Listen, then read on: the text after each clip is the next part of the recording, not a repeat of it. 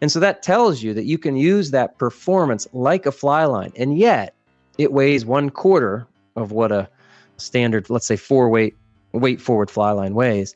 And so you're going to get much less sag. And you don't want sag because sag equals drag. It pulls things around. When you're fishing a fly line, with flies underneath, whether it be streamers or nymphs, you're very much at the mercy of what that fly line wants to do, or what gravity is making that fly line do. That was Domenick Swentosky describing one big benefit of the mono rig. Another fly fishing podcast to add to your queue this week on the Wet Fly Swing Fly Fishing Show. Welcome to the Wet Fly Swing Fly Fishing Show, where you discover tips, tricks, and tools from the leading names in fly fishing today. Hey, how you doing today? Thank you for stopping by the show. Please click that subscribe button if you're brand new to the show and want to get updated when the next episode goes live. Reyr Gear makes truly unique and innovative fishing gear to help you travel lighter, faster, and fish more. This telescoping fly rod doesn't need guides and packs up small enough to fit in the pocket of your backpack with the fly tied on. This is likely the most unique fly rod you've seen this year, so you're going to have to check it out for yourself. Head over to reyrgear.com. That's REY gear.com to check out a super unique rod right now. That's Reyr, REYR gear.com. Established in 1928, Dette Flies is the oldest family-run fly shop in the country, now in their 94th year. Dette's mission is to supply the fishing community with the finest products and services. Every fly they sell is either tied in-house or by a handful of select domestic tires. Please head over to wetflyswing.com/Dette to grab your flies now. That's Dette, Dette, to support this podcast and the oldest fly shop in the country. Domenick Swentosky, the headman at the Troutbitten blog, walks us into winter fishing as we transition into spring. We got a little bit of the winter, a little bit of the spring. We focus on not just mono today, but everything. Domenick has some good stuff going and does a good job breaking it down. So I hope you enjoy this one. I am excited to dig into this and to hear about the podcast he has going, which is also great. So without further ado, here is Domenick Swentosky from Troutbitten.com. How's it going, Domenick? Great, Dave. Thanks for having me again. Nice to be with you. Yeah. Thanks for doing this again. We put this together way back in 2020. We're almost going on a couple years since we did it back in episode 140. We'll link out to that and everything. But today we're going to dig in. We're kind of wintertime, heading into springtime. I want to talk about that. But before we jump into everything you have going right now, just give us an update. Since 2020, almost 2 years ago, what's been new with you? A lot, I suppose. I'm not sure if I had started the shop by then, but I did. I put a Troutbitten shop up, mostly just logo branded apparel and stickers, things like that. But then I sold leaders, and the leaders sold out like crazy, real fast, more than I expected. So I do need to get that going. I've had a lot of people ask me for the leaders again. I sold 700 leaders in 9 days. Wow. It was a little ridiculous, and I wasn't prepared for that. Anyway, I would like to get the leaders back on the shop. Then in addition to the shop, there's 800 articles now on the website. Wow.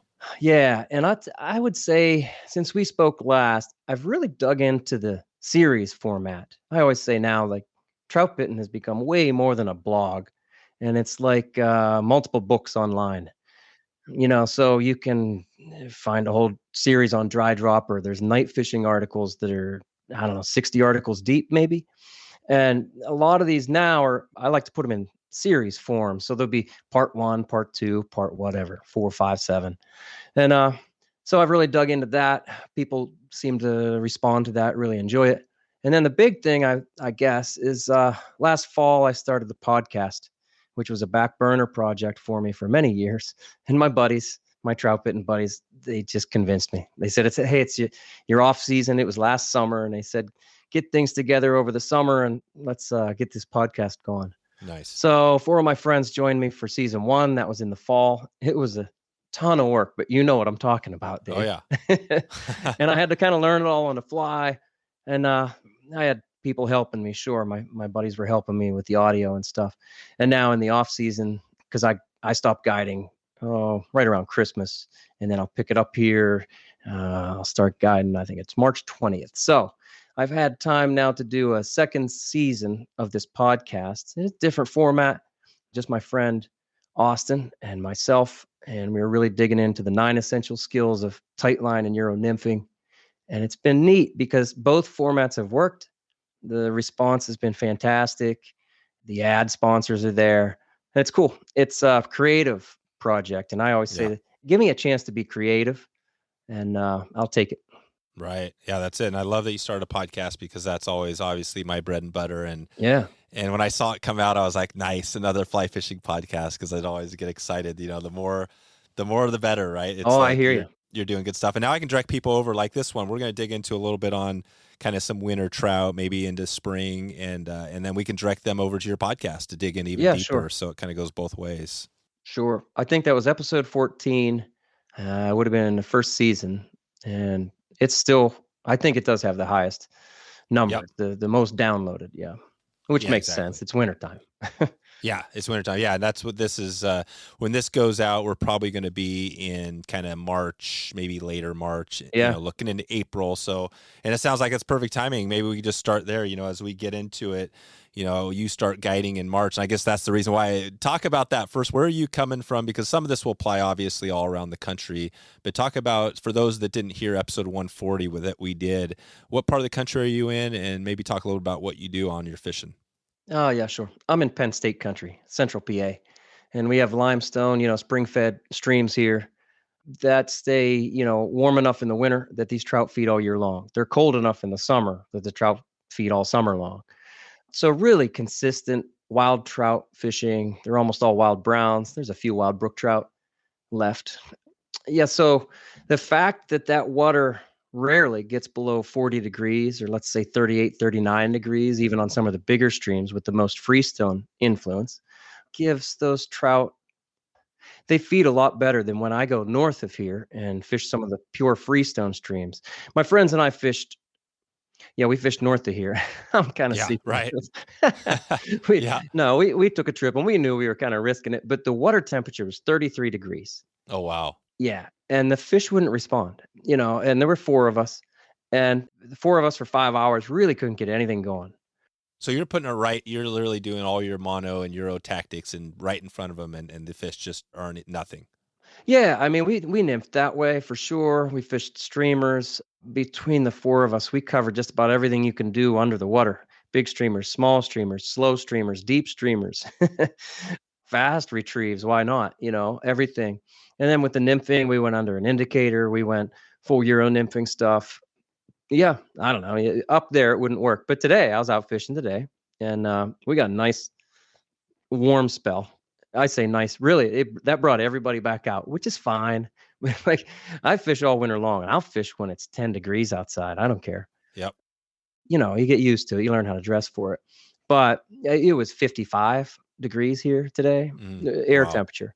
Yeah, and so there were a lot of anglers too. It was President's Day. That's we're recording here on a Monday. That's right. It's President's Day. Yep. Yeah, so a lot of people had work off.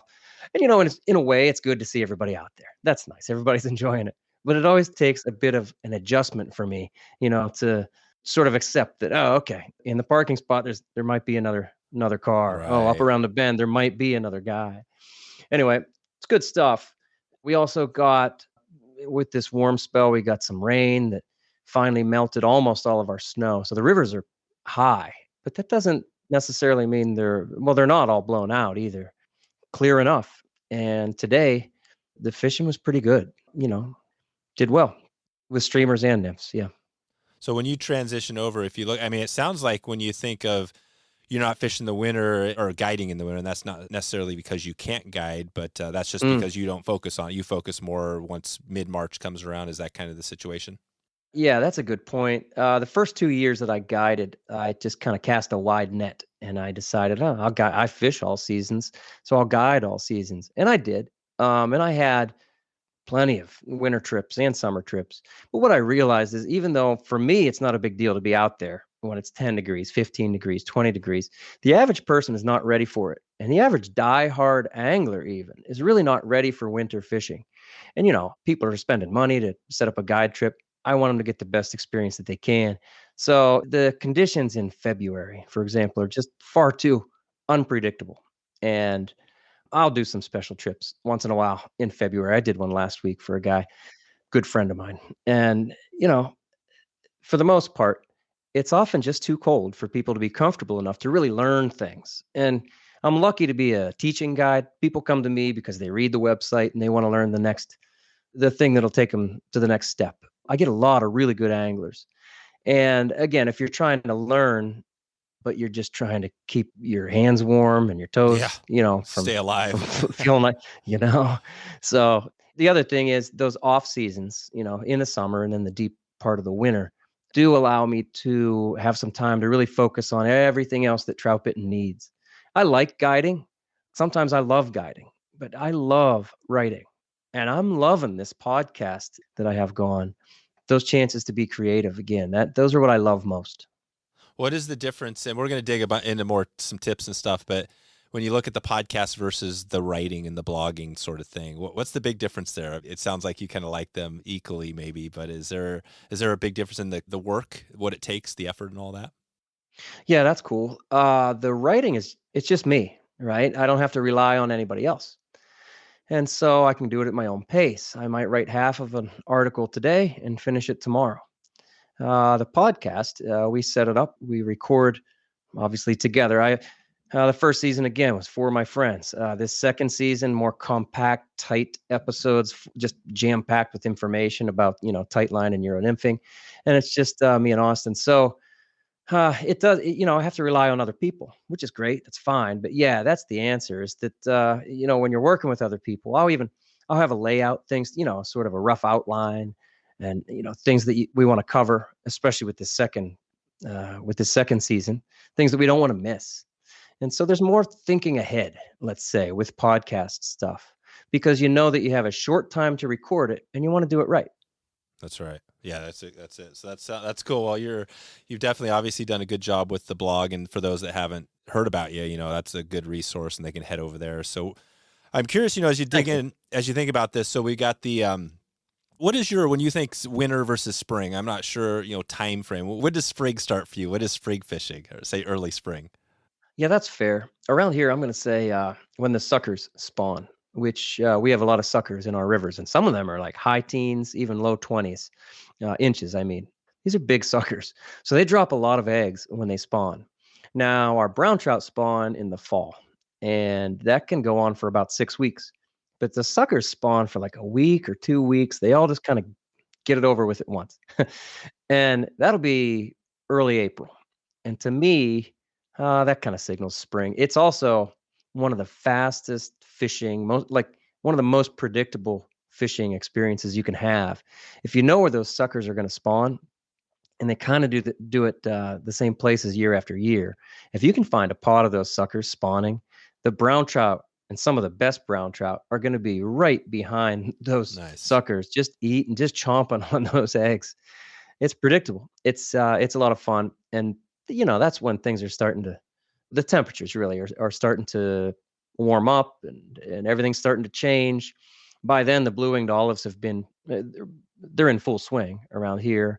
You can start to look for the granomes. So I guess really the last point there is that the hatches. When the hatches really start and the trout start to key in on the bugs are moving because the water's warm enough, and that signals spring to me. That's it.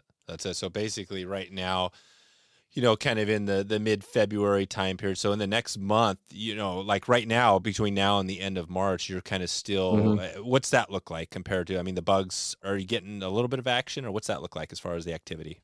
No, today was the first day where I saw more than one blue-winged olive in a day.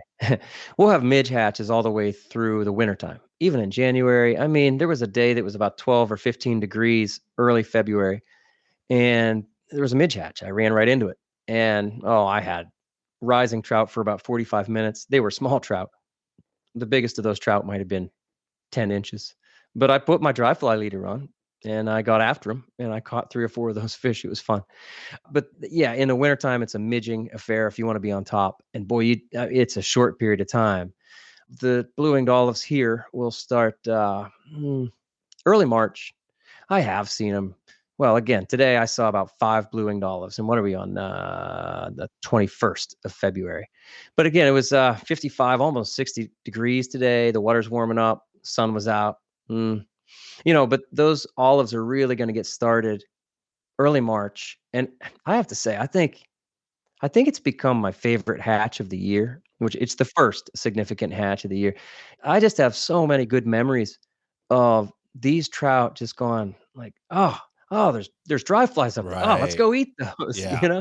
I swear That's it. they're excited about it. My dog was out with me today and he was excited that it was so warm outside. Oh, I mean, yeah, and so those blue-winged olives, lots of nature, I think just goes, man, this is nice. exactly. You know, just like we do. Yeah. I said a lot of people were out today because they're excited to be out and not have to be so bundled up and a little uncomfortable. It was very comfortable out there today. And I'm telling you, when those olives really start to pop, it'll become, again, some of the most predictable fishing you can have. Oh, I just remember, again, I have many good memories of early olive hatch. And yeah, you have to get a decent drift, but not a perfect drift. And those trout will just come up. Good trout, not just 10 inchers. It's fun. It's become my favorite hatch of the year.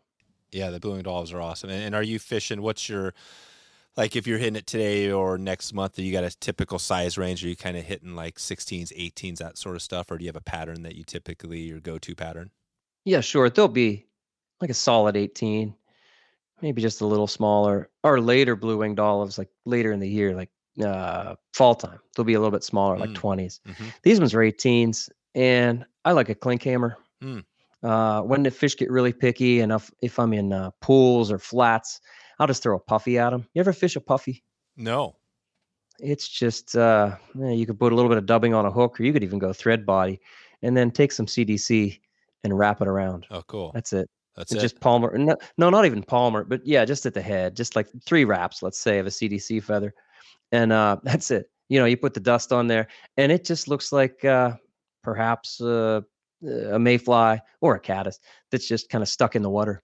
You just kind of imagine all that CDC just Oh, yeah. floating around in there and just making some motions. It looks like an insect that's sort of trapped in the water or possibly about to escape.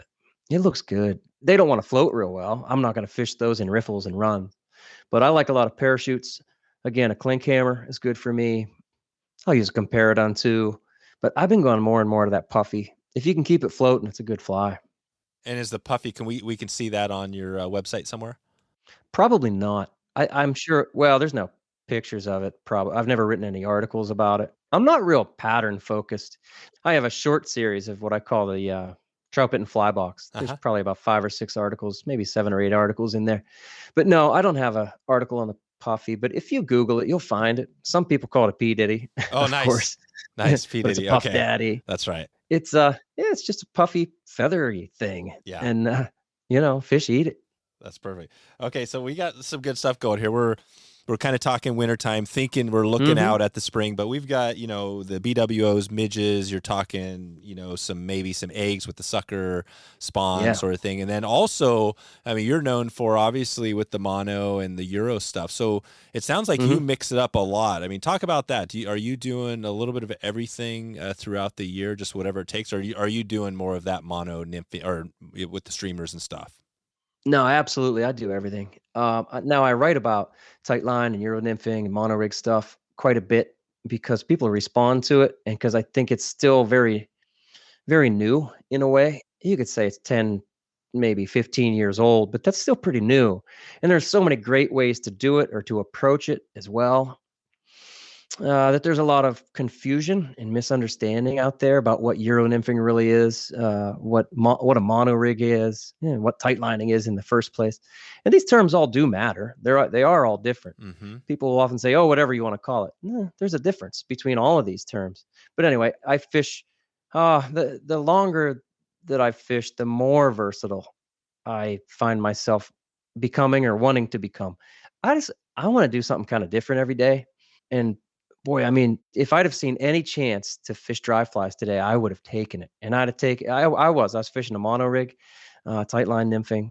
with split shot sometimes, which is not Euro nymphing, and then without split shot and just weighted flies, which is Euro nymphing. But then with those weighted flies, I would often throw an Indy on, and then all of a sudden I'm not technically Euro nymphing anymore. Right. And with that tightline rig, I could kind of do everything today. I also threw some streamers with it. I seriously, I did everything, but I was looking forward to, hey, maybe this will be the first olive hatch of the year. And I would have pulled that longer 30-foot mono rig off there and put a George Harvey dry fly leader on, which is whatever. It's my favorite dry fly leader. It would have taken me a minute, maybe 2 minutes to change leaders the way I have stuff set up. And so I like to do everything. Yep. We've talked about that quite a bit. I guess I write about that a lot. Like, hey, be versatile, be ready to do anything. But really, to be fair, I mean, I spent years just focusing on one thing at a time. And I do think that the best way to learn something is to just go out there day after day and throw big streamers, or day after day and just throw dry flies no matter what, Yep. And when you focus on one thing at a time with one rod, with one leader, for the most part, minor adaptations, I suppose, you can really learn something. And then once you have those skills under your belt, then you can be versatile. Yeah, I love that. That's great advice. So basically, yeah, don't try to do everything all at the same time, but focus down on one thing. And you did that really well with the mono.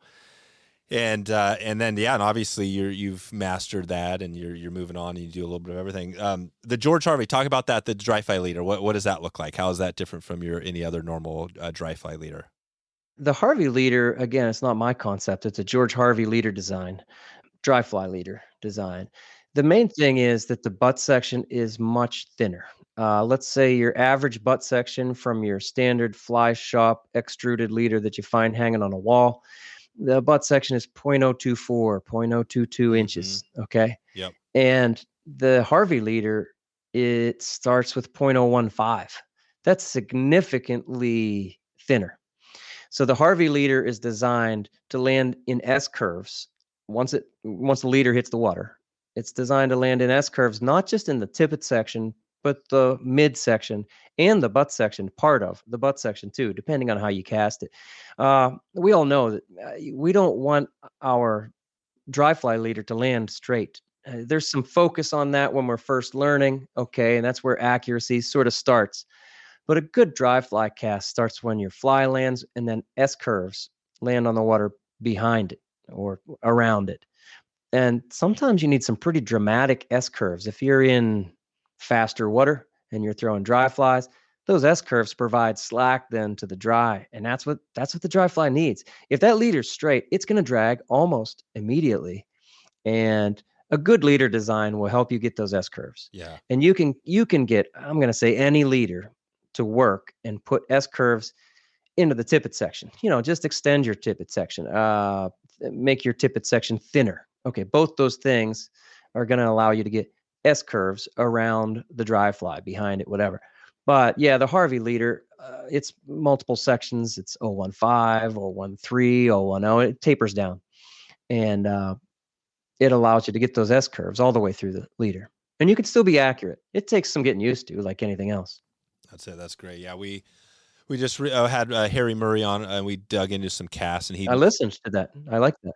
Yeah, and he noted some of that same stuff where he was talking about how some of the casts and the puddle casts and things like that. He made that same exact point: is you got to give that fly time, and Harry did it in his unique way. It was pretty awesome. I think, in fact, I heard from people that said you got to get him back on to do a smallmouth bass episode. So hopefully we'll dig more into that. But I like his accent. Me too. That was the thing. Yeah, you love Harry's. It's like he calls people, the boys and all that stuff. It's definitely his character. He's a character for sure. So, well, I'd like to dig into a little bit here. We've got this going here, this conversation just on to give somebody, again, we're thinking if it's that March period and you're kind of making that transition, are you thinking, as far as your fishing, obviously you talked about a few things going on, but are there anything else you're doing differently than, say, the summertime as far as your techniques? Let's take it to if we're talking streamers, let's just go there. It sounds like you do a little bit of that, say March, April, May. Is that something you're digging into? Oh yeah, for sure. And what I do with a streamer in March, let's say, is quite a bit different than what I'll do with it usually in July. The biggest difference is that our waters, on average, we're speaking on average here, our waters are going to be we're going to have a lot more water, probably twice the flow here in March than we will in July. And so you have to understand too that the water is going to be a lot colder than it is in July. When you have warmer water, you're going to have trout usually, again, more willing to move, to get up and move and chase your streamer down. If you can combine that with flows that will protect the trout enough, give them enough cover, let's say, to be comfortable to chase things down. Sun's the worst. But I will say that sun in the spring is worse than sun in the summer. Here's why. The leaves are on the trees in the summer. And most of my rivers, anyway, these rivers that I fish, are tight enough. They might be like 100 feet wide, but still there's plenty of overhanging trees and branches and shady spots and shade lines and undercut banks and stuff in the summertime. And you can find trout even in low, clear water conditions that have that shade advantage that will chase a fly because the water is 60 degrees, 62 degrees or something. They'll get up, they'll move, they'll chase your streamer. Right now in March, absolutely you will find trout that will chase a streamer, but I find that usually I do better by getting things lower and slower. That's no surprise to anybody listening. Yep. And if I'm going to go lower and slower with my streamer, then I'm probably going to go smaller with my streamer too. Back to the sun. If you have a sunny day in March with no leaves on the trees, and especially if the sun's in the trout's eyes, I have almost no confidence that they're gonna chase a streamer. So if I really, really do want to fish a streamer and move it a little bit, I'm gonna go smaller. And by small, I'm gonna say 2 inches or smaller, and get it low, move it a little bit, slide it, glide it through, jig it a little bit, and try not to move it too much. Then again, especially when we float this time of year, if you're covering a whole bunch of water, even on a sunny day, I mean, I'll get faster presentations going with bigger flies just to see what happens. In general, though, those are some differences. With over 40 years of experience in coffee, the Anglers Coffee team roast a full range of coffees with one goal in mind, delivering excellent coffee to every single angler. Roast and shipped within 48 hours to assure freshness. For me, it's all about that freshness and taste when I open up a pack of Anglers in the morning or in the evening. Sometimes I've heard that you should drink coffee at after 2 p.m. if you don't want to stay up all night, but I definitely find a little coffee in the afternoon is nice.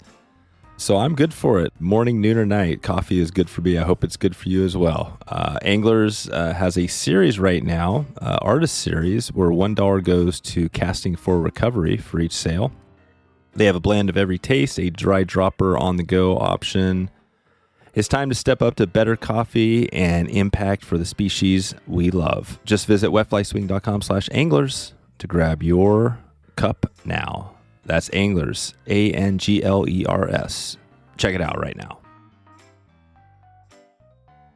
So again, it comes down to like a lot of these things, water temperature, sun, things like that. And that's not too different than a lot of different species, right? You're swinging for steelhead or something else like that. These are all things. So basically that's in water levels. So as you get into it, you've got the streamer. And again, let's just take it back to the mono. Just again, we're kind of clarifying things. We could send people out to episode 140 to listen because we dug into a lot of the background there.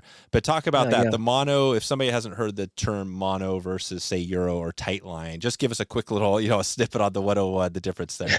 Oh yeah, the quick version, huh? Yeah, the quick version. I've probably written 120 articles, I bet, on mono rig, tightline nymphing stuff. Yeah. Euro nymphing is a tightline rig with nothing attached to the leader but the flies themselves. So no split shot and no indicator. Now, so I Euro nymph plenty of times, but I say go beyond Euro nymphing. Use split shot sometimes if it's the best choice, and use an Indy. Okay, but if we're talking about streamers, then yeah, you can. There's actually quite a bit of discussion right now, which I think is good, about like Euro fishing streamers. You can't really say Euro nymphing streamers because it just sounds weird. It's odd, But you can use what people call a Euro rig and put those streamers on there. And is that the mono? Is that what the mono is? Well, what I call a mono rig, first of all, I call it a mono rig because of Joe Humphreys. Joe Humphreys in Trout Tactics introduced everybody to the idea of a mono rig, which is a tightline system. I call it a mono rig because Humphreys called it that, but because that's the tool that I'm using. I don't think there's anything European about these rigs. Right. There's people been doing this ever since monofilament was extruded, I'm sure.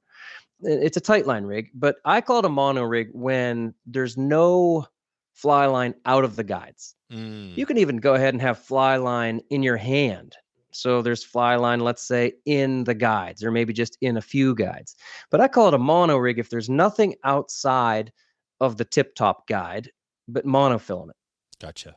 And now, man, there's so many different ways to build a mono rig. I build mine. Well, I have 3 different ones in my vest. I use 2 of them today.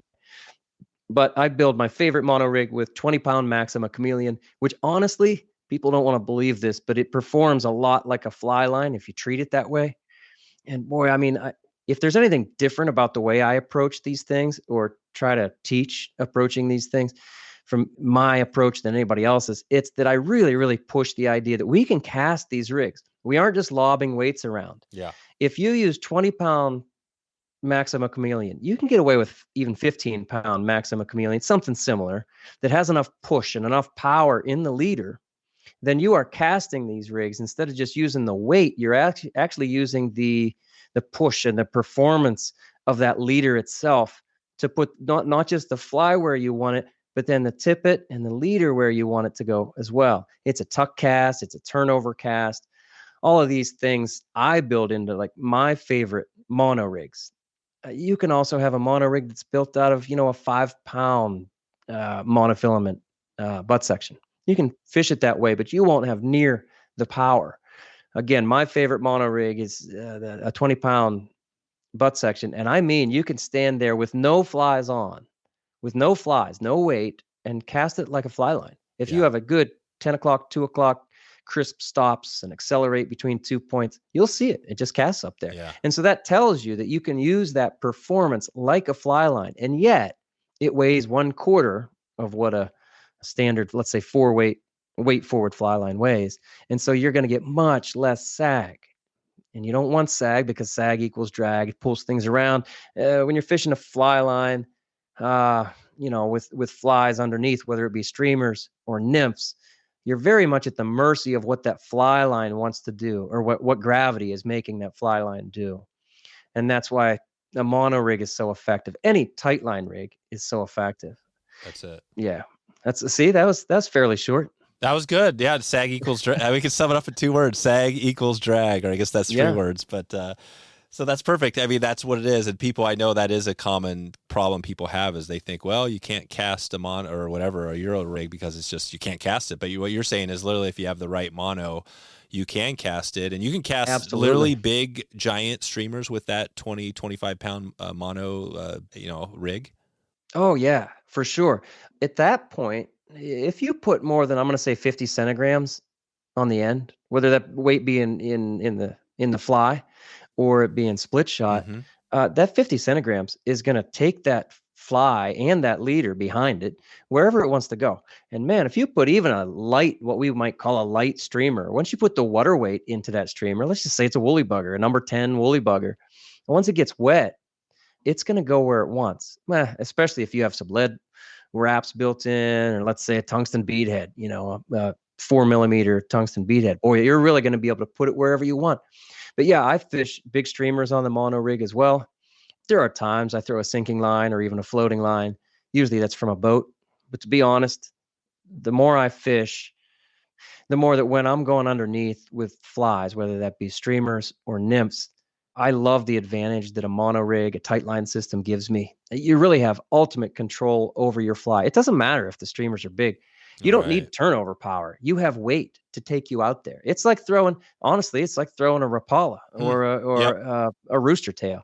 Those things have weight. They take the monofilament behind them. You know, you're casting the weight of the rooster tail. Well, now you're casting the weight of the headbanger sculpin.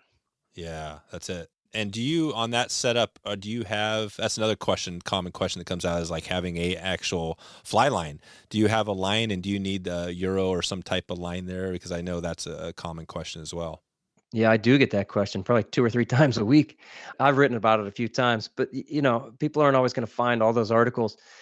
Absolutely. I keep a standard fly line on my reel. I've had people say, well, I put the backing and then I put the mono rig, right? Like, no, don't do that. You're limiting yourself. I said earlier, versatility is my favorite thing about fly fishing. So I'm not going to take my versatility away. And today I was fishing a 4-weight rod. I had my 4-weight weight forward floating line on there, and then my 25, 28 foot mono rig. And I switched out from standard to actually thin. I said I fished 2 different leaders today. And anyway, the switch only took me a minute or 2. And but yeah, I switched at the loop of my standard fly line. If you just go straight to backing, then of course you're not going to have a fly line. If the trout would have been rising to those olives, and boy, if we'd have had just a few more olives, I'd have seen rises. I did see one rise, what I call a one-timer. He came up once. But if they'd have given me a chance, I would have been really happy to have that fly line on my spool. And it would have taken me, again, like a minute or 2 to switch over to the Harvey leader. So keep the fly line on there. And absolutely, you can use a Euro fly line. We need to understand that Euro nymphing fly lines were designed as a workaround to the FIPS-Moosh rules, which dictated that you can only have a leader that is twice as long as your rod. And I don't know, 10 years ago, I'm just throwing a number out there. I think it was about 10 years ago they instituted that rule. Before that, almost all the comp fishermen fished mono rigs, full, longer mono rigs. Now let's say their mono rig or their tightline rig their leader can only be 20 feet if their rod is 10 feet. If they have an 11-foot rod, okay, their leader can be 22 feet. And that's it. That's including the tippet and everything. And then so behind that, they don't want a full fly line, which is going to sag a lot less. So almost immediately the fly line companies all, started making super thin, technically fly lines, which are now thought of as Euro nymphing fly lines. They're great if you really, really care about having fly line in your hand, something that feels kind of like a fly line in your hand. If you really love strip setting and if you like doing a hand twist retrieve, then a Euro nymphing line, it might be better for you. Like, I don't want to hand twist retrieve my mono rig. I don't. I just don't. I do something I call a pulley retrieve. Anyway, I like having the mono in my hand because it's more sensitive. Oh, it's more sensitive. That's huge. Anyway, so you could throw a Euro nymphing line on that spool. That'd be fine. But when those fish were rising today, or if those fish had risen today, then I would have been restricted. I wouldn't have had nearly the push and the power of a traditional fly line because if I'd have had a Euro nymphing line on there. That's right. They will cast a dry, but you have to set things up the right way. And you are limited. They're not going to push through the wind. They're not going to throw a number 12 humpy out through there. I wouldn't have needed that today, but yeah, you can cast dries on a Euro line, but boy, not like a regular line. And you're not bringing, that's the other thing, I guess, if you're out there, you could bring, 3 or 4 extra rods right along and have one set up for you. That's not like realistic either, right? It isn't for these waters. I still maintain that there's no good way to carry more than one rod. I've done it. I've tried every way I could imagine. And I've had people tell me, well, you never saw my way. So then I look at their way and I go, still wouldn't work for me. If you're out west or wherever, if you have a lot more room, bigger valleys, less cover overhead, I could see it working, but to actually have 2 rods strung up and ready to go and not laying one on the bank, but actually having both on your person, there's no good way to do it. No. And so I keep my system versatile. I've said I could change leaders in a minute, 2 minutes at the most. That's it. Well, you mentioned the Pulley Retrieve, so I don't want to leave that one. Talk about what is that? How is that different from the other one there? That might be hard to describe, but there's a full video on the Troutbitten YouTube channel, but I will just briefly say that you can strip with your line hand. That's great. That works. We can hand twist. Hopefully we know what I mean by that. A figure 8, hand twist retrieve. And I do this thing where there's plenty of other people do the same thing. They call it different. Maybe they call it something else. I take the line. First, it goes over my trigger finger. It always has to go over your trigger finger on your rod hand. It goes over my trigger finger. And then I take the line around my line hand thumb and just kind of let it Well, I'll draw my hand back, and away from me, and let that line slide around my thumb. I'm not locking down at all. So my thumb acts as a pulley. That's why I call it Oh, that. gotcha. And it goes around it, around it, around it. And so you can retrieve line really smoothly. And you'll actually retrieve, if you think about it, you'll retrieve twice as much length as you would with a standard strip. Oh, really? So, and you're just wrapping around your thumb, essentially. It's just going around my thumb, and return. So That's it. it's hard to describe. No, it's good. Yeah. We'll put a link out in the show notes to that video and anything It's else we neat. talk about. Yeah. That's good. That's good. Okay, well, let's keep on this. We got this going a little bit on the obviously, like you said, the mono, the Euro is always a hot topic. And if we think about March, we're in that same March, April. What else are you talking about? If we want to throw out a few more tips, if somebody's trying to get some streamers going, what else do you tell somebody? Say they're a client of yours coming out in March or say early April. What else are you telling them to prepare, or do you kind of get on the river and are you just changing things up as you go? Oh, definitely. And you mentioned streamers. Yeah, absolutely. I try to get them to eat streamers. I love when they'll eat streamers. That's a lot of fun. Yeah. Do you always start there? Do you always start with No. if it's dries, if dries are going, you'll just hit that up too. Yeah, I mean, the more I guide, the more I realize what everybody says is true, that if you just watch that river for a little bit, it'll tell you what to do, Yeah. You'll see things. Yeah, I do see things as I'm guiding so much more than I used to when I just jumped right in the water and started fishing. So yeah, I'm going to try to do what the trout want me to do. But yeah, I love to take any chance to fish those dries, and I love to try to find a streamer bite. I would say if you're coming in this area, again, what I'm talking about is this area. I Yeah. know these streams really well. I've been around, but I don't like to try to tell you how you should be fishing in Montana in March, Right. No, that's why this is great, because we got plenty of people Right. that are up in your neck of the woods that are going to love this. So it's good. Sure. And a lot of this stuff applies otherwise, but yeah. Anyway, I don't like to try to force feed them streamers here. I do know that there are lots of rivers throughout the United States that you have a really good chance of catching fish on streamers 75% of the days. That's not the case here. And it takes the right day. I don't know. The fish have to be in the right mood to get them to really be on streamers. But that said, I love to just give them a chance and see if I can find a streamer bite.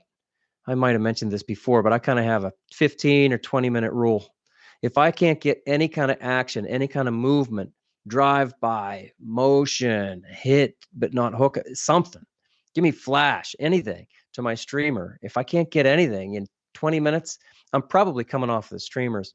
So if you're coming out this way, in March, especially, well, any time of the year, really, I wouldn't have my heart set on fishing streamers and only streamers, because the opportunities otherwise are just too good to pass up.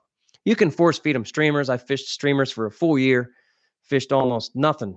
I mean, 99% of the days I fished only streamers just to learn. And there are lots of days where they just wouldn't eat them no matter what I did. Right. So that's the thing. So the wintertime, and like you said, they got different variables going on, and yeah, you'll give us some time, the 15, 20-minute rule, whatever. And if not, then you're switching up and maybe, like you said, you're going to something else. Does that change as you get into, say, April, March, April, May, June, as far as streamers? Do you see that changing? Yeah, I do see it changing. With the warmer water, you'll have, again, trout willing to move. They are kind of on the move, coming up through the water column, chasing bugs a little bit. And so I'll stick with those streamers more. And I'll have days where I go, you know what? I'm probably only going to catch 4, 5, or 6 fish, but I just want to fish streamers all day. Mm-hmm. Here in the wintertime, I don't always, I don't feel like I could just force feed them 4, 5, or 6 times. Gotcha. I was just trying to get to the, as far as throughout the year, let's say, if you talk streamers again, let's just stay on that streamer thing. What is what's the best time? If somebody just wants to go out and really get one on a streamer, or say they're kind of new to it, when would be the best time to really be hitting this? Yeah, it is fall. It's right before the spawn. It's absolutely this last fall was fantastic. We had about a month in October, most of October, about the second week of October and then into the first week of November. They were on streamers, and we fished more streamers. I guide almost every day in the fall, and they were on streamers almost every day. And I'm not going to say all day it was bang, bang, bang, Yeah. but I was impressed with the streamer bite. And that's not that unusual. October, early November. Yeah. We fish during the spawn here, but I will clarify that like we won't fish for spawning fish. I don't. I won't fish for trout that are spawning. No. And I'm on the rivers often enough that I know where they're going to spawn. In our rivers, they often spawn in most of these rivers. They spawn right in the river systems themselves. They don't necessarily go up into tributaries. On a couple of them, they do, but more than half of them, they're right here, right in the regular flow. But it becomes very predictable. They're only using like 10% of the river to spawn. So it's easy to stay away from them. You do need to have the discipline not to walk on the reds and not to fish the reds. But so yeah, as the spawn really starts, I'll kind of back off the streamer thing because I know that those spawning trout, in my experience, seem to be the most aggressive toward the streamers. And I'm not saying I'll never fish streamers during the spawn, but I try to be careful if I am going to do that, and don't get anywhere near where the reds are. And what I'd rather do once the spawn really starts is be more targeted with nymphs, or if you can find an olive hatch that late in the season. With nymphs or dries, you can be more targeted, and you're not. Well, your retrieves are you're covering less water with each drift. And so you could be more disciplined about, you know what, I'm not going to fish that right side over there because I know that there's just a line of reds. Yeah, gotcha. And when does the spawn, when does that start typically? Second week in November. It could be the first week in November. It could be later than that. Again, it'll last for, heck, it can be in October even. Totally dependent on water temperatures, you know. Yeah. And they're brown trout. They spawn. They're wild browns. They spawn here. Yeah. That time frame. They're pretty much done by the second or third week of December. Oh, December. So basically what you're saying is in October, which can be really good for streamers, you're hitting them hard, but once the spawn starts, you might not be hitting the streamers quite as hard during the spawn. That's true. And that's for me. And that's what I've done as the years go by. You know, when I was younger and I didn't quite understand what was going on, I fished streamers all the way through the winter. The whole thing. They're all the way through the early winter. Yeah. That's it. And then basically the summertime is that kind of thing where just the conditions a little bit, it's not quite right, a little too warm or just different in the summer. Yeah, low and clear water. I don't like it much for streamers, especially if the sun's up. But yeah, again, you got to realize with those warmer water temperatures, those trout will move further, and that's a lot of fun. You find the right water if you're willing to cover those hot spots, those undercut banks. Let's say the water is lower, and so the trout are compressed into certain areas that are deeper, cooler, and shadier.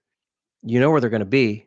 And if you get nice presentations, well, effective presentations, let's say attractive presentations, figure out if they want it low or high or slow or coming across currents or the head position faced across or down or maybe up. Figure all that out, and you can actually quite often get some repeatable success, especially in the summer. That's right, because when you're fishing these streamers, you're not necessarily just swinging it down and across. You're doing all sorts of different tactics, right? Upstream, pull, all that. That's true. I hardly ever swing streamers, to be honest. Through the years, I learned, I think so many people get into streamers like I did, and you learn like, oh, okay, cast across or quarter it down and across and let it swing. Yep. Okay, that's a good baseline. That'll work. But to be honest, I get a lot of strikes, but not commitments from fish. I'll get a lot of looks and a lot of drive-bys, and that gets frustrating to me. And most days I'm working upstream anyway, so it was natural for me to just take streamer presentations and keep working upstream, and then I'll cast upstream or up and across. And now think about this: you have the head position, faced either downstream or down and across, and really that's a more natural look for what a bait fish is really going to do if it feels threatened or it's trying to escape or relocate quickly.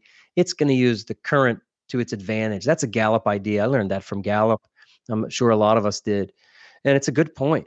I'm not saying they never have their head faced into the current. Of course they do. They got to, breathe with their gills the same as trout do.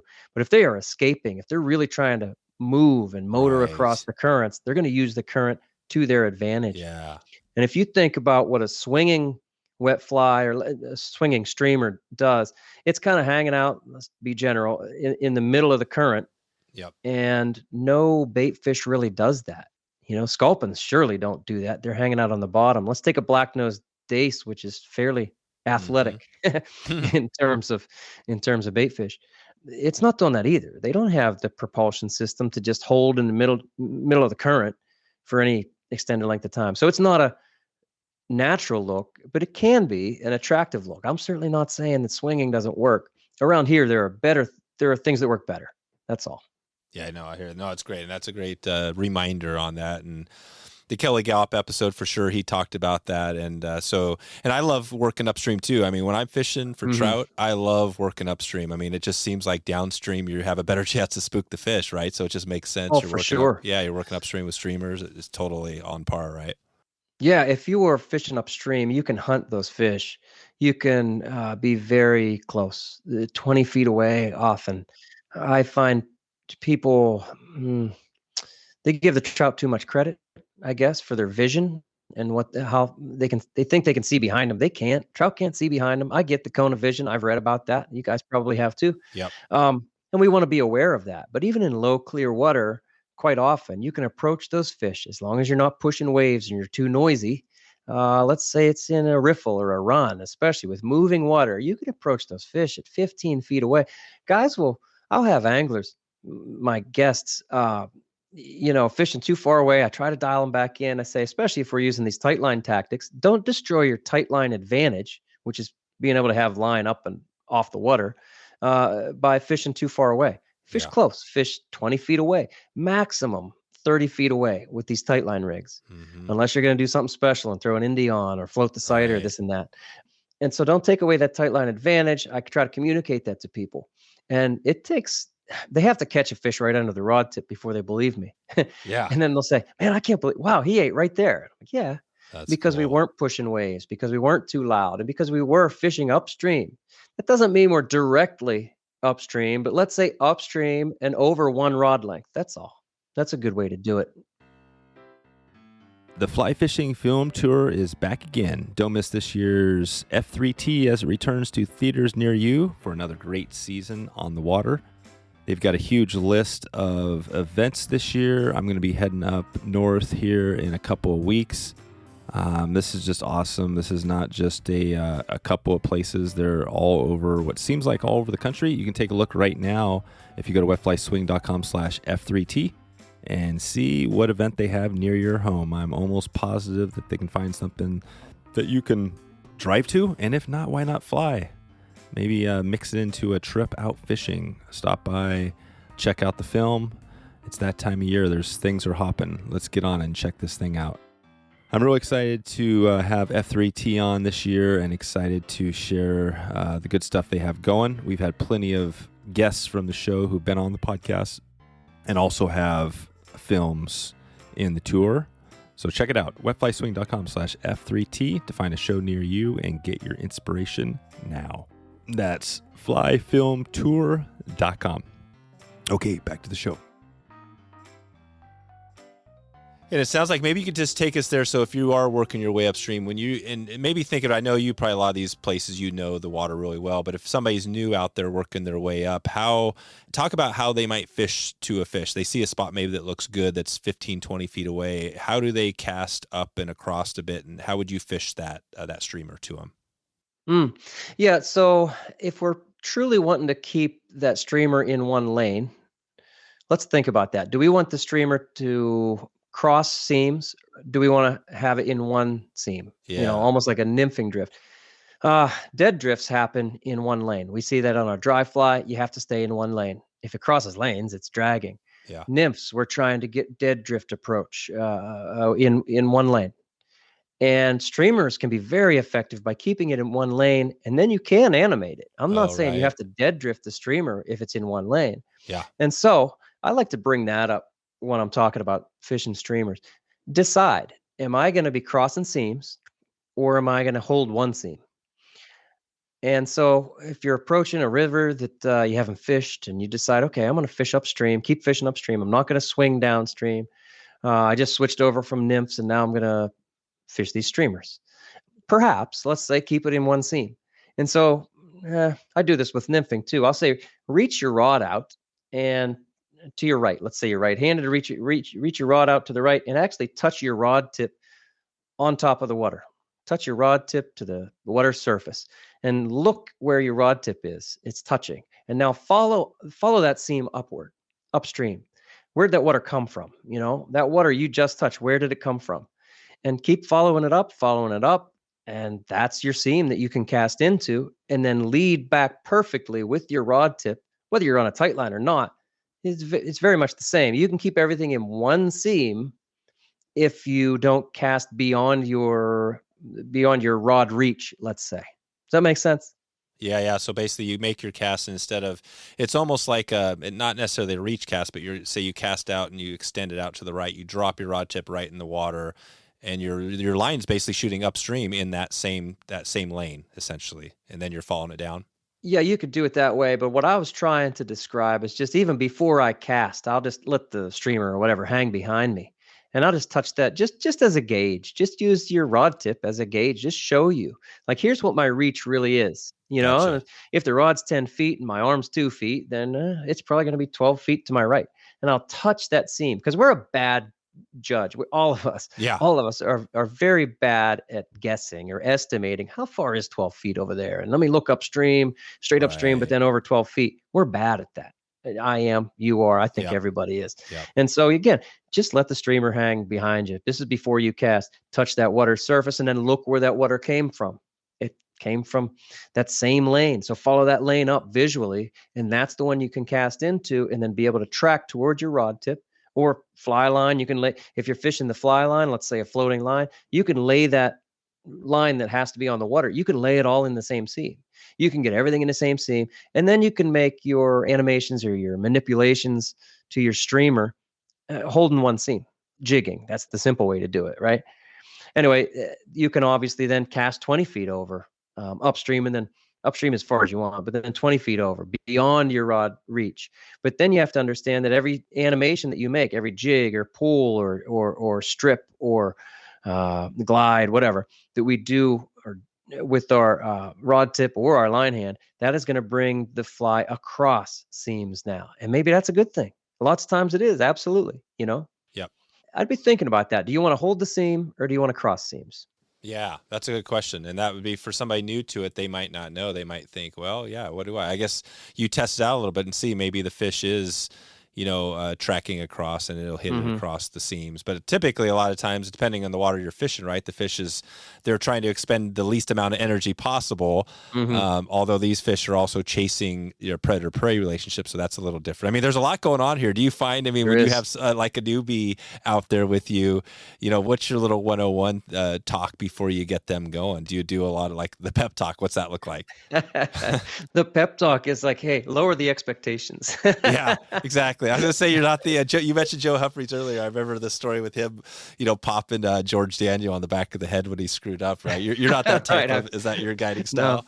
No, I think I'm fairly kind. No, but really the thing I hear the most about these streams is, man, these trout are picky. They are. Oh, right. They are. They're picky. They want what they want. And if on a nymph, it's a dead drift. On a dry, it's a dead drift. On a streamer, we're not sure. Right. So but the really neat thing is with streamers, and this is why I love fishing streamers. I'm sure so many other people do too.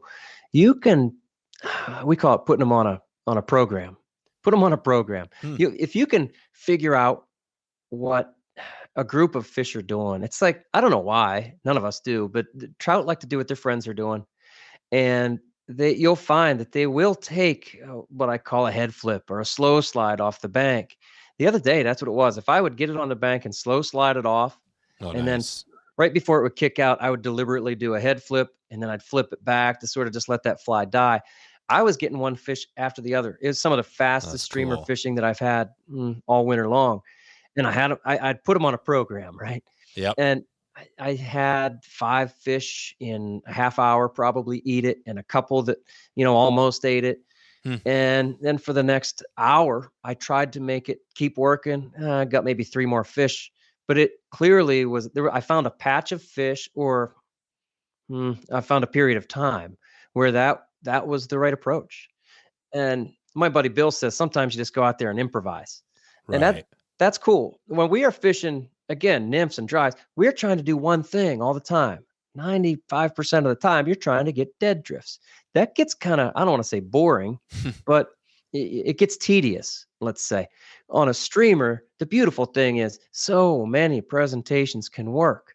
And while that's fun, that's a good thing, it can also sort of lull us to sleep, and we're just doing the same thing over and over, or Yeah. we're just improvising maybe and not really knowing what we're doing. We're just kind of throwing it around. So I always recommend knowing exactly what you're trying to do with that streamer and make it do what you want it to do.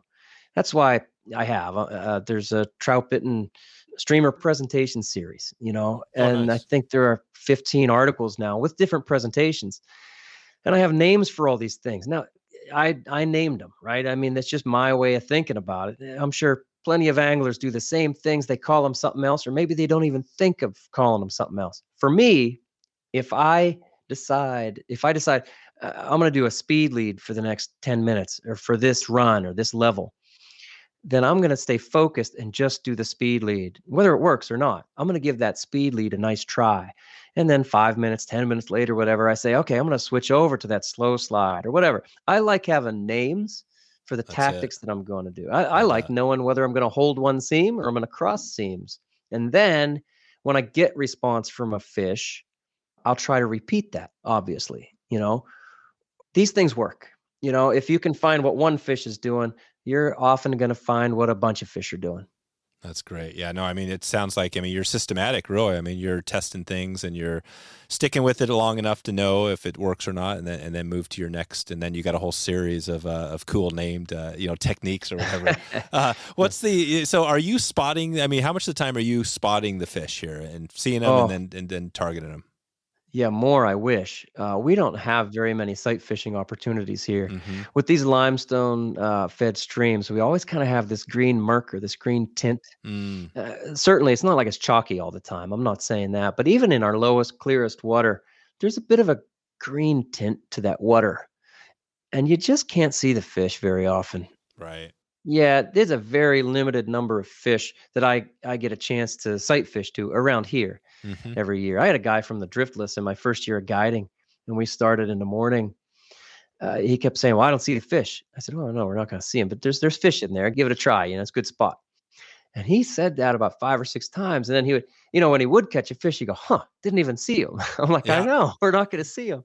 And he exactly. went on to explain to me that he in the driftless region now, as I understand it, they don't even get in the water a lot, and they often are spotting the fish before they cast to it. Mm-hmm. That's a fun way to fish. When I get those chances, well, it's just like I said with dry flies, give me that chance, I'll take it.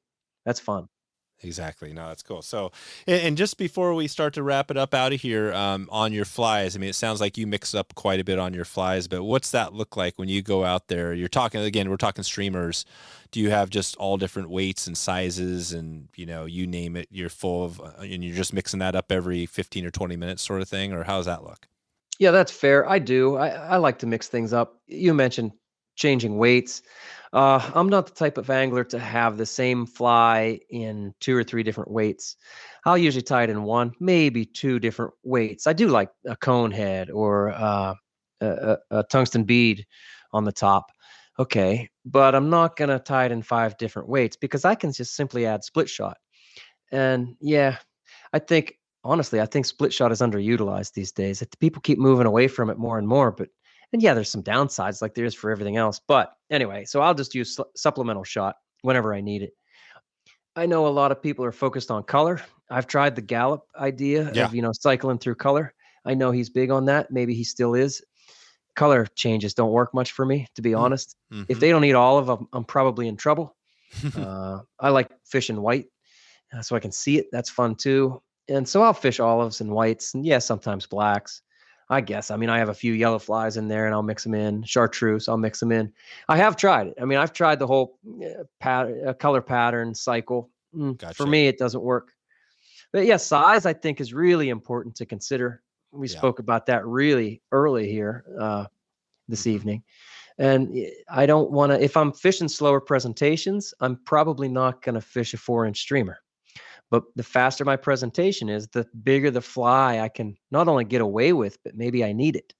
If you're asking a trout to get up and move pretty far, he's going to need something decent size to go after. Not always, but general rule, generally speaking, I like to fish. If I'm fishing fast, I like a 3.5, 4 inch streamer sometimes. That's when it's fun. That's it. It's a monster.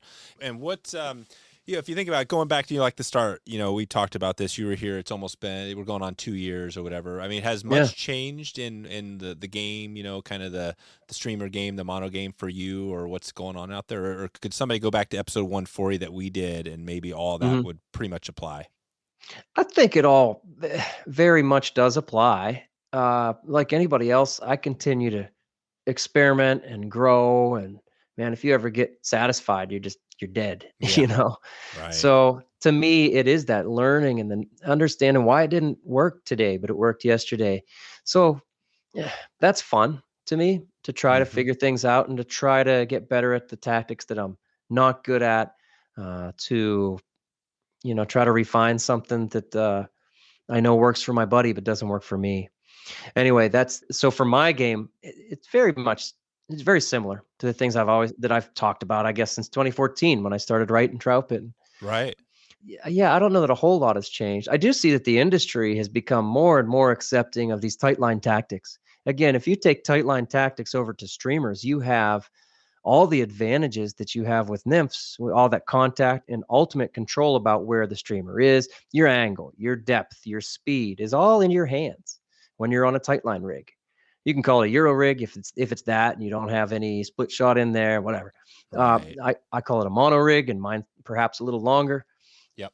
Doesn't matter what we call it. The point is we have this tightline advantage to our streamer. The tightline advantage simply means we can be tight or in contact at any point that we want it. That doesn't mean we're always in touch, whether it be on a nymph or a streamer, but it's available to us. That contact really is available without having to pick up the fly line or mend things and whatnot and get yourself into position. You have more ultimate authority over where your fly goes. And so George Daniel has put a lot of information out about what he calls Euro jigging streamers. That's fine. Call it what you like. But the idea is that you're tightline. We're using these tightline rigs to these streamers. And it's fantastic. I like George's work on this because it's introducing more and more people to the advantages of a tightline rig. And they might start by putting a jig, a 2-inch jig on there and literally jigging it up and down as their baseline tactic. But if they fish it for 30 minutes, they're going to go, let me strip it across seams. Oh, let me hit that bank and just slide it off the bank, or let me glide around this rock. And you start to go, wow, I can really put this streamer wherever I want it. Anyway, so by getting these tightline rigs in more people's hands, people love it. I mean, there's always skepticism about it until people really kind of have it in their hands and they go, wow, that's fun. That's what it comes down to. It's fun. That's it. And like you said, the casting should not be much of a hurdle. If you're casting properly, like you said, you should be able to cast this thing effectively 20, 30 feet easily just with the mono. Oh, yeah. And with streamers, you can do it up to about 40 feet. You can do it further, but I don't want to say more than 40 feet. And there's no need, really. The casting, really, the best tip I can give for casting is I say put more juice in the cast. Most people just want to kind of, it doesn't matter if they're throwing dries or nymphs or bobber rigs or streamers. They just don't have enough speed in between those 2 points. People understand 10 o'clock, 2 o'clock. Okay, we get that. But maybe what they don't understand is that the 10 o'clock and the 2 o'clock stops there. It means nothing if you don't have speed in between those 2 points, because it's the speed then that when the rod stops, it'll flex. And it's that rod flex that allows you to push things around and to actually be casting. So even with a streamer rig, I'm casting pretty fast. I'm building up line speed. So that's what it comes down to. That's no mystery. I'm not the first one to say that. But that is my best tip. And that's the thing I see the most, is that people just cast slow. They want it to be graceful. The truth is, it is graceful. I'll point out one more thing about casting. If you are casting weight, we've talked hardly at all about dries. We're talking about, fishing nymphs, whether it's split shot or weighted flies. We're talking streamers, whether it's weighted streamers or putting a split shot on there. So we have weight built into the system. And I think one of the reasons that people cast are hesitant to keep the speed in their cast when they're fishing weight is they feel that weight, boom, kind of pull on the end of it jerks their rod when they go back and stop. Well, when they stop and that leader turns over and the weight of the streamer, let's say, pulls back there, they might not like it and they feel like it's clunky. So they start trying to avoid that. But the truth is you have to learn to love that. And whether it's, again, just even a size 14 beadhead pheasant tail, or it's a big articulated dungeon, it's that weight pulling or extending on the back cast that flexes your rod. You need it again. You have to learn to love that. And it's different than throwing dry flies. Absolutely. Because now you have weight in the system, but you're feeling your leader and the speed of that leader. And of course, the speed of the fly and the weight of that fly pull and flex on your rod tip, and boom, then you can go forward. You don't want to avoid that. Don't think of it as clunky. Okay, it's clunky at first. Then you learn to control it. You expect it, and you learn to love it. And that's where the flex really comes from. But it's different. It's a different feeling than if you're throwing dries. That's a good tip. Yeah, it's that clunky. It's almost when you do it, sometimes it might even be like a double hitchin or something like that. You just got this thing going. You just got to feel like embrace that, right? Embrace the load and the power and the heavy and the weight and everything, and use that to your advantage, and then shoot it out there. And on the other end, once it's coming back across and you're shooting that thing, how are you stopping that thing from just clunking and splashing into the water? Well, sometimes I don't care about the clunk and the splash. I was saying stop on the back cast. I almost always stop on the forward cast too, because I'm a turnover guy. I want everything to turn over. I want the loop of my line and my leader to turn over completely. And then I want a fly first entry, especially, again, we're talking about weighted systems. So we have weight. So I want that weight to turn over. And then I want the weight to go in first. Let's say it's, again, a number 14 beadhead pheasant tail. I want that to be absolutely the first thing that hits. Yeah. And then the tippet is going to go in too. Now, you can call it a tuck cast. I've almost gotten away from using the word tuck cast all the time because it comes with different expectations or connotations that don't exactly fit. How have people say, well, I don't need a tuck cast because I'm getting deep enough. We don't use the tuck cast just to get deep. We're using the tuck cast. It's a turnover. Fly first entry allows you to decide, fly went in. Now, where do I want to put that tippet, and exactly how do I want to put that tippet? Right. And again, it doesn't even matter what rig you're using. If I'm throwing an indie rig with fly line, I'm still going to get everything to turn over, and I want the nymph to go in first and then land the indie, hopefully in the same current seam, and then the fly line will land. Fly first entry. Right. That's it. That's key. It is. So you let the fly land. You let the fly go first, and then you adjust everything to set how you want to set on based on those seams or how you want to fish it. Right, but it's bang bang. I mean, it's like, quick within. Yeah, it's like so you're doing it all at the same. Yeah, you're making it.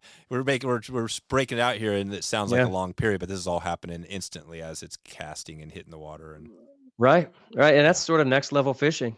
Yeah, just by thinking about these things, your body starts to do them. But to get everything to turn over, you have to stop that rod tip somewhere. You can't just lay the rod down. And you have to have speed to complete that loop in the air. So everything does turn over and the flies still have momentum to turn over and then, go down first.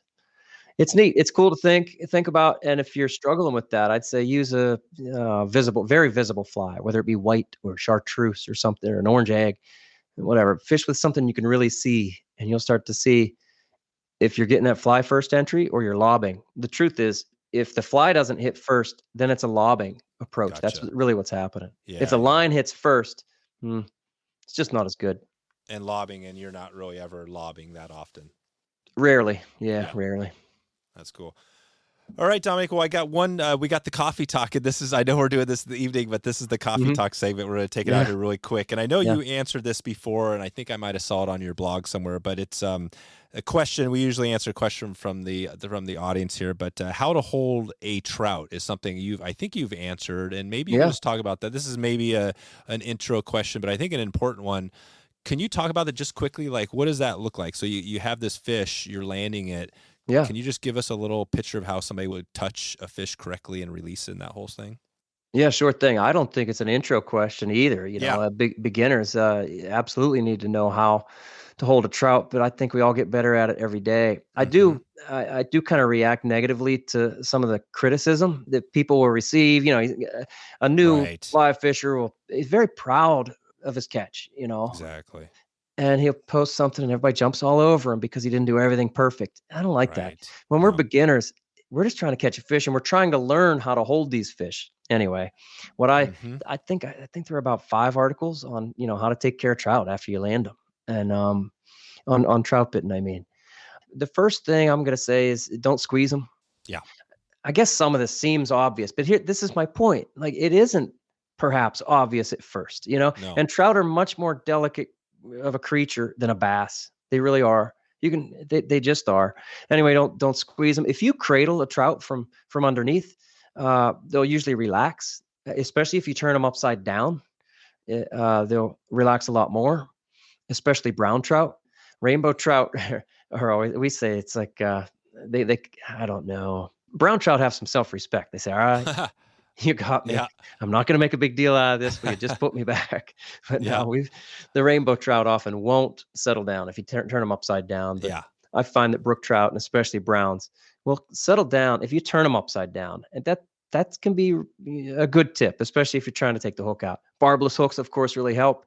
But even if you're not using barbless, you want to have those hemostats and hopefully pointy hemostats ready, and I've often watched people just try to keep using their fingers, and it's 10, 15 seconds. It's just taking too long. Right. And I'll just get in there real quick with my hemostats. There you go. And so have your tools ready. Know what you're going to do. Of course, another thing is, especially in the summertime, try to land that fish in the same water temperature, the same temperature of water that he was sitting in the first place. So don't bring him all the way over into the shallow stuff that's real sunny, a shallow riffle or a shallow backwater, because that water is going to be a lot warmer, and that's not healthy for the trout. I'd say couple more things, like 5 seconds. You can honestly have the water or have the fish out of the water for 5 seconds only. Put it right back. You can get a nice picture in 5 seconds. You get things set up and then lift the fish. If you want to take a picture, you can do that in 5 seconds. If the fish isn't dripping, if the water isn't dripping off the fish, it's been too long. Think of it that way. Yep. And then if just dipping it back in the water and pulling it right back out doesn't help the fish at all. They need to breathe. They need those gills to be moving. Right. So I said pictures. Again, this last summer, it was everybody's telling you, never take a picture. Don't ever take a picture. Don't fish for trout that are, in 64 degrees or up. And people are making up their own rules. If you treat the trout the right way, land them fast, and then again, have them in cold water, have them in a net where, again, their gills are moving and they're breathing, then you can get your buddy to get the camera out. Or you could even put your own camera on a tripod. If you're good at it, you need to practice all that at home. And you can lift that fish out of the water, have it there for a few seconds, put it right back, let it go. The fish will be fine. But again, it does. It takes takes experience. It's just like fighting big fish. I was terrible at fighting big fish for a very long time until I had enough experience. And then I guess I kind of figured it out. Mm-hmm. Yep, exactly. No, those are awesome. And what about, are you using a net out there? Is that something that you typically are using? Yeah, for sure. Joe Humphreys didn't fish with a net, right? No. Notably, he hardly ever had a net. So I thought, I'm not going to fish with a net. I learned everything through Humphreys. And so I just did whatever he did or said to do. And so for years, I didn't have a net. And then when I started fishing with my boys, who are now 13 and 11. When they were very young, I had them out there fishing, and I wanted them to see these fish that we were catching. I wanted them to be able to spend a few moments with them. Right. And that's honestly when I started carrying a net. And then when Troutbitten started, I wanted to take a few pictures of some of these fish. And again, if you have a net, if you use it the right way, okay, it definitely is easier on the fish. Yep, that's it. Nice, Domenick. Well, I could keep this one going all night long, but I'm going to respect your time. You keep talking, more questions keep popping up as they always do. I love it. I'll let you get out of here, and we'll keep in touch with you, and I'll send everybody out to troutbitten.com. And I just want to give a shout out. I know the podcast, we didn't dig into that as much as I wanted to either, but we'll give people links to that. Anything else before we get out of here you want to give a heads up on? No, I don't know, man. I just thank you very much for having me. I love what you do. And I think it's kind of neat. The fishing community is small, and it's good to know you. It's good to be on. Definitely. Yeah, likewise. And I really, like I said earlier, having you with the podcasts out there, I'm excited because I know the power of the engagement, in the podcast. So I think you're going to be it's going to be amazing for you. So looking forward to following that, and we'll catch you soon. Yeah, thank you, Dave. Thanks again. So there you go. If you want to find the show notes, the links, and everything else we covered today, wetflyswing.com/305, 305. Head over to wetflyswing.com/fly-shop and support our local fly shop right now. You could check it out. We have a different local shop. Some of these shops you've given a shout out to. Some of these shops or shops that others in the community have. But check it out right now. Support our local fly shop. Support your local fly shop. And let's make this a great week. That is the end of this episode, and but not the end of the week. We've got plenty more to come, so get ready. If you can, click that next button. Check out the next episode. If you're watching this in the future, there's probably a couple of episodes in the queue, so just enjoy, keep listening, and check in with me, Dave at wetflyswing.com. Let me know if you've been listening to this episode. I would love to hear from you. And yeah, have a good day, have a good night, have a good everything wherever you are. Talk to you soon. Thanks for listening to the Wet Fly Swing Fly Fishing Show. For notes and links from this episode, visit wetflyswing.com.